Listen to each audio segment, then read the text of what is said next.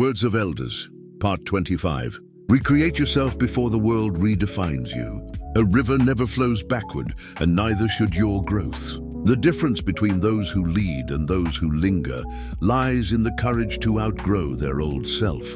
If the world cannot predict your next move, it cannot control you.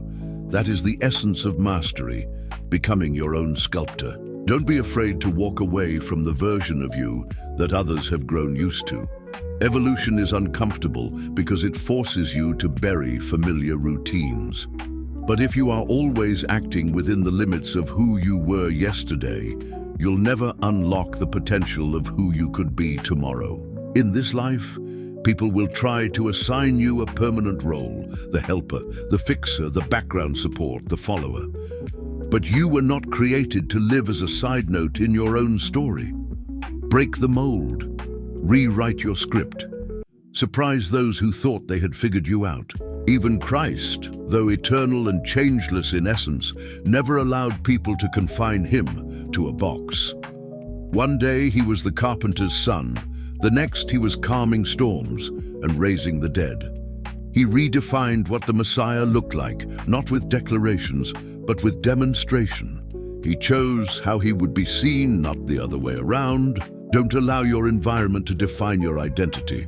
If you grew up in the shadows, learn to shine. If your past is full of pain, transform it into power.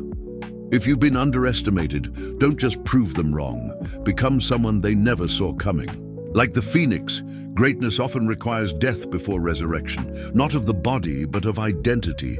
Burn the outdated labels. Mourn the expired version of yourself. Then rise. History is filled with those who dared to reinvent themselves. Joseph started as a slave, became a prisoner, and ended up as a prime minister. He didn't let any phase of life define him permanently. David was a forgotten shepherd boy who evolved into a giant killer, then a king. He adjusted to each level of his destiny with courage. Paul, once a persecutor, rewrote his identity and became a champion of the very faith he tried to destroy.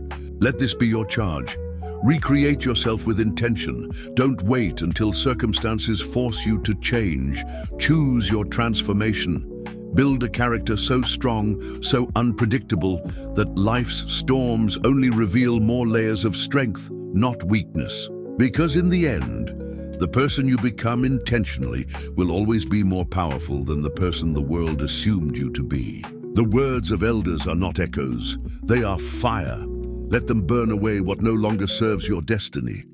The most powerful form of freedom is the power to become. Not just to live, not merely to exist, but to design yourself, shape your destiny, and walk in the identity you choose, not the one society hands you. You were not born to remain one thing. You were born to transform. Consider the story of Casanova. He was not of noble birth. He had no title, no great wealth, no royal blood. But he had something far more powerful, the vision to reinvent himself. Wherever he went, he became what opened doors. A scholar in Paris, a diplomat in Spain, a noble in Russia. He mastered the art of perception and became the architect of his own identity. He didn't wait for permission. He declared himself, and the world adjusted. That is the wisdom of elders. Be water.